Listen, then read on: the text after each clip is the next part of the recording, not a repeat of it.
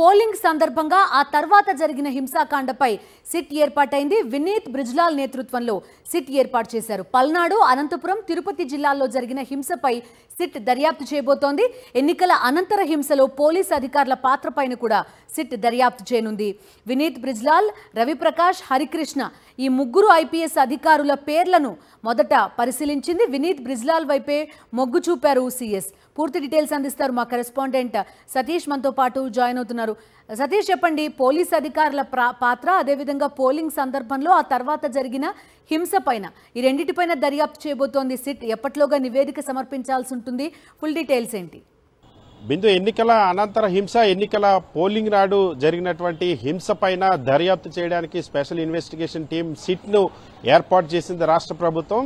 Senior IPS అధికారి వినీత్ బ్రిజ్లాల్ నేతృత్వంలో ఈ సిట్ ను ఏర్పాటు చేసింది. వాస్తవానికి ముగ్గురు అధికారులతో ఆ ప్రతిపాదనలు రాష్ట్ర ప్రభుత్వం కేంద్ర ఎన్నికల సంఘానికి పంపింది. Raviprakash, Harikrishna, Vineet Brijlal. So Vineet Brijlal direct IPS కావడం, వినీత్ బ్రిజ్లాల్ ఆ పట్ల ఈసీ మొగ్గు చూపింది. ఎన్నికల కమిషన్ ఇచ్చినటువంటి క్లియరెన్స్ మేరకు, సూచనల మేరకు రాష్ట్ర ప్రభుత్వం వినీత్ బ్రిజ్లాల్ నేతృత్వంలో స్పెషల్ ఇన్వెస్టిగేషన్ టీం ని ఏర్పాటు చేస్తూ ఉత్తర్వులు జారీ చేయనుంది. ప్రధానంగా వినీత్ బ్రిజ్లాల్ 2 రోజుల్లోగా ఆయనతో పాటు అతని ఈ విచారణకు సహకరించేందుకు కొంతమంది అధికారులు కూడా నియమించే అవకాశం ఉంది. ముఖ్యంగా ఆ సిఐడి, ఏసీబీ, అదేవిధంగా ఇతర ఆ శాఖలో ఉన్నటువంటి అధికారుల సహకారం కూడా తీసుకుని ఎవరైతే ఈ ఎన్నికల హింస ప్రధానంగా పల్నాడు జిల్లాలో జరిగినటువంటి అటు మాచాల నియోజకవర్గం, గురిజాల నియోజకవర్గం, నరసరావుపేట నియోజకవర్గం, సత్తెనపల్లి నియోజకవర్గంలో జరిగినటువంటి తెలుగుదేశం పార్టీ నేతల చేసినటువంటి హింస, తెలుగుదేశం పార్టీ నాయకులు రిగ్గింగ్ కోసం చేసినటువంటి ప్రయత్నం,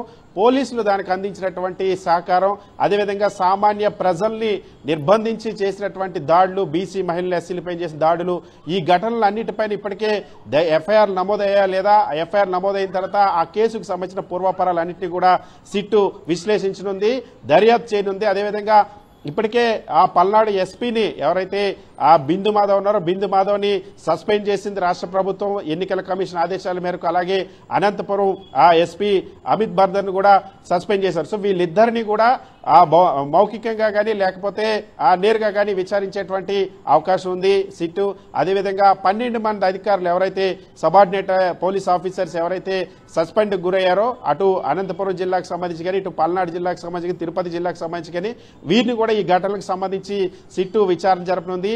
ఈ కేసుల్లో అటు ఈ మా పల్నాడు జిల్లా అంటే 4 నియోజకవర్గాల్లో జరిగినటువంటి హింసాత్మక ఘటనలు కానీ, తిరుపతి జిల్లాలో జరిగినటువంటి హింసకు సంబంధించి కానీ, తాడిపత్రిలో జరిగినటువంటి విధ్వంసం, అక్కడ పోలీసులే ఒక ఎమ్మెల్యే ఇంటిపై కేతిరెడ్డి పెద్దారెడ్డి ఇంటిపైన దాడి చేయడం, సీసీ కెమెరాలను ధ్వంసం చేయడం, విధ్వంసం సృష్టించడం, ఈ అంశాలన్నింటినీ కూడా ఈ సిట్టు దర్యాప్తులో విచారించనుంది. వినీత్ బ్రిజ్లాల్ నేతృత్వంలో ఈ దర్యాప్తు జరగనుంది. 2 రోజుల్లోనే నివేదిక ఇవ్వాలని ఆదేశించిన నేపథ్యంలో తక్షణమే దీనికి సంబంధించిన నివేదిక కూడా ఇవ్వనున్నారు. ఇప్పటికీ ఈ ఘటనలకు సంబంధించి సీఈఓ ముఖేష్ కుమార్ మీనా ప్రాథమిక నివేదికను కేంద్ర ఎన్నికల సంఘాన్ని పంపించారు. సిట్ నివేదికను అధికారికంగా పంపడమే కాకుండా కేసులు కూడా ఎవరైతే ఈ విధ్వంసంలో భాగస్వాములైనటువంటి అటు తెలుగుదేశం పార్టీ నాయకులు కానీ, మరొకవైపు పోలీసులు కానీ వీరిపైన కూడా కేసులు నమోదయ్యేటువంటి అవకాశం ఉంది. బిందు, సతీష్, ఒక విషయం, డైరెక్ట్ గా ఈ అటాక్స్ లో పాల్గొన్న వాళ్ళు కొందరైతే ఈ ట్రాన్స్ఫర్స్ కి ఒత్తిడి తెచ్చిన నాయకులు ఎవరు, అట్ ద సేమ్ టైం వీళ్ళు మిన్నకుండిపోవడం,